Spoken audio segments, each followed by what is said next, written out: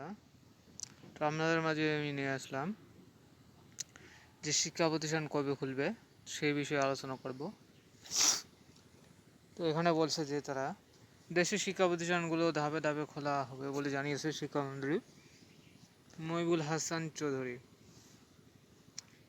মঙ্গলবার 30শে জুলাই সন্ধ্যায় স্বরাষ্ট্র মন্ত্রণালয়ের সভাকক্ষে 7 মন্ত্রী, 4 সচিব ও আইন শৃঙ্খলা বাহিনীর শীর্ষ কর্মকর্তাদের সাথে বৈঠক শেষে সাংবাদিকদের কথা বলেন তিনি।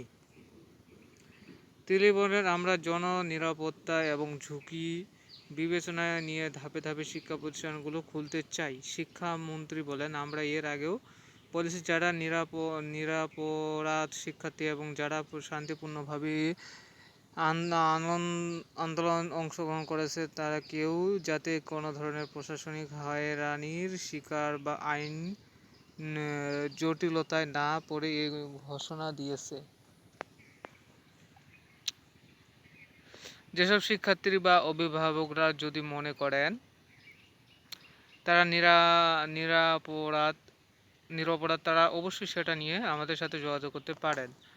আমরা সরাসরি তাদেরকে সকল ধরনের সহযোগিতা দেব, কিন্তু সুনির্দিষ্টভাবে অবশ্যই সেগুলো বলা প্রয়োজন। মন্ত্রী বলেন, শিক্ষা প্রতিষ্ঠান খোলার প্রশ্নে আমরা বারবার বলছি সবার আগে জননিরাপত্তার বিষয়টি বিবেচনায় নিয়ে আমরা সকল কর্তৃপক্ষের সাথে আলোচনা করে ধাপে ধাপে শিক্ষা প্রতিষ্ঠানগুলো খুলতে চাই।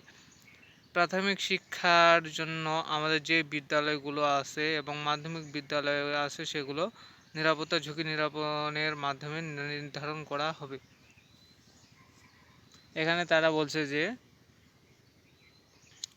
প্রাথমিক বিদ্যালয় আগে খুলবে, তারপর মাধ্যমিক খুলবে, স্কুল হাই স্কুল খুলবে, তারপর কলেজ খুলবে, এইটা আর কি।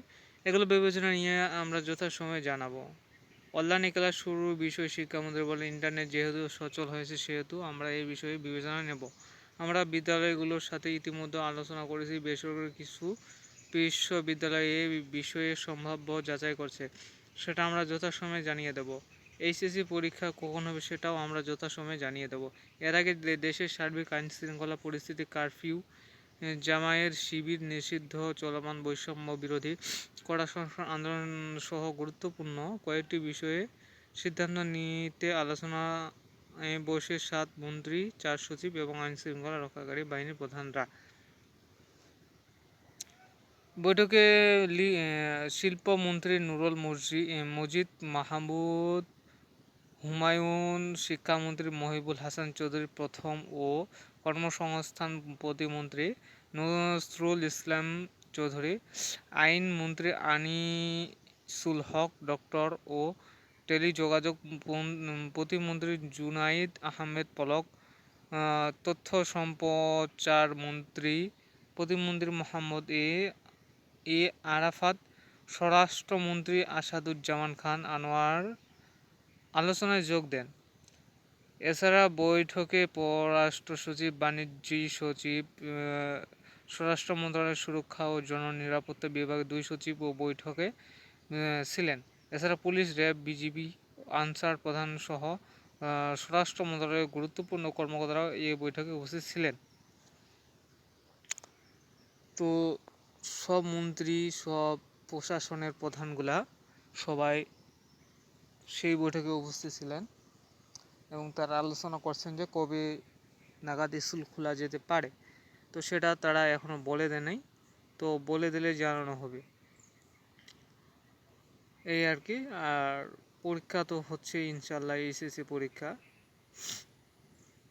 সেটা কবে হবে সেটাও জানিয়ে দেওয়া হবে। 4 তারিখে তো থেকে শুরু হচ্ছে ইনশাল্লাহ।